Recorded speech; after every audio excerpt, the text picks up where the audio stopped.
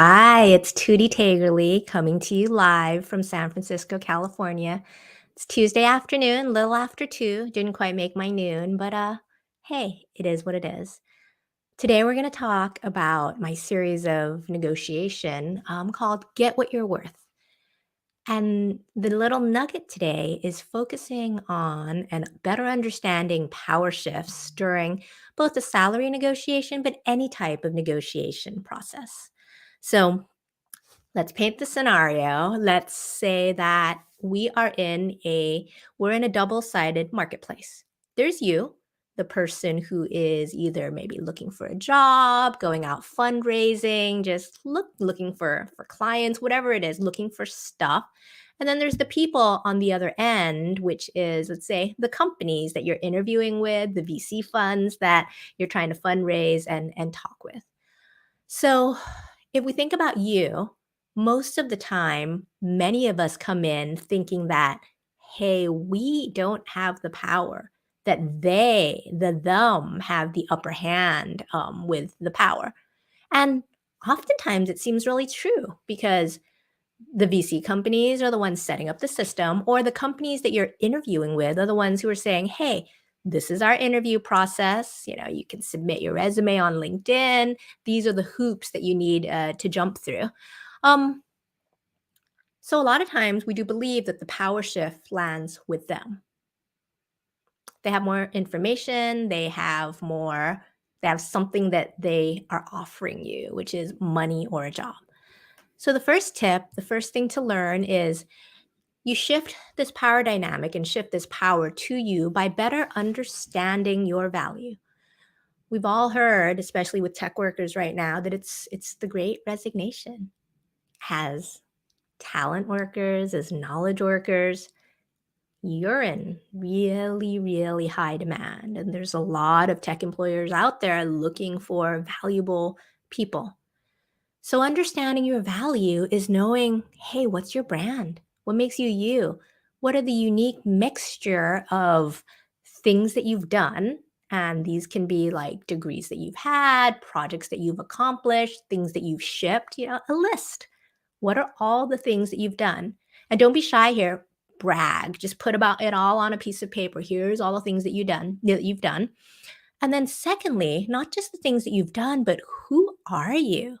Who are you uniquely in terms of skill sets that you and only you can do? What are you known for? What are your strengths? Really understanding and celebrating that part of value. And if this is hard for you, because it's hard for many of us, do a little mini research project. Ask your boss, ask your trusted peers, ask your best friend, ask your mom. What a If you think about what I'm good at, what I'm known for, what are 5 things that you would tell me? So that's, shifting the power because it makes you feel much more valuable. It makes you be able to quantify and know what your value is. That starts to shift the power dynamic between them and you. Secondly, related to the first thing, the number 1 really being, like, the storytelling of understanding your value, and then the second one is offsetting the company's power in a different way by doing your own research.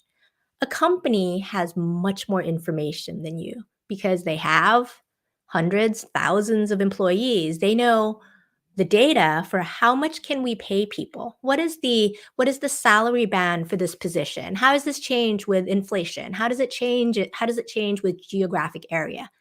You don't have as many data points, especially because talking about money can be really taboo. So, how you offset the company's power is to do your own research for the data. You can use a bunch of salary tools out there, whether it's levels.fyi, Alpha has a salary survey, Glassdoor has some stuff. Do your own research. And I think that first level of third party research is probably most comfortable for us because, we can do it in our homes, Googling it. But the research that's more valuable and harder to do is to have conversations about salary with people that you trust. And that's super uncomfortable, right? Because who wants to talk about money and how much you're making? But doing your own research and shifting this company power dynamic is really working up the courage to kind of go to a friend, Someone who's in a similar position as or role as you, perhaps in another company, and say, "Hey, I'm doing some research for some upcoming negotiations. I would love to be able to talk more openly about money and share with you my salary, bonus, stock option structure. If I show you mine, will you show me yours?" And it's going to be uncomfortable, but it's also part of doing the research to shift the power dynamic. And I work with a lot of women and people of color. And what I say is the reason why we're in this situation has been happening for hundreds, if not thousands of years. And college educated women in the United States make 75 cents to a dollar for men. And part of the reason is that there is no comfortable old boys club for us. So part of how we start to do this is sharing this with other women, with allies, just opening up the conversation. And that's how we shift the company's power. Last point, third point. Yes, they tend to have maybe a little more power through the process, but once you get an offer, the power shifts to you. Once the company has made you an offer, you have the power. They want you. They've given you some numbers. Do not forget that they are now waiting on you. They're going to try a bunch of different techniques. One, remember there is always room for negotiation. Pretty rare that they gave you the first, best, and only offer. There's an expectation of negotiation. If you've already done your research and your data research, you're understanding your value, you might have a sense of like, what can you ask for? Here's the thing, if you've done the research, great. It helps build your confidence. It helps you know more, and you can ask for something based on the research. But when all else fails, ask for 10% more. But you also don't have to have an ask. You could be pretty open. Like you've got the power. They're waiting for you. And they're going to try different tricks like, hey, here's an exploding offer. You need to get back to us in 24 hours or 3 days. And simply ask one question, the one magic question, both for the time and the money, which is, hey, is there any flexibility in that?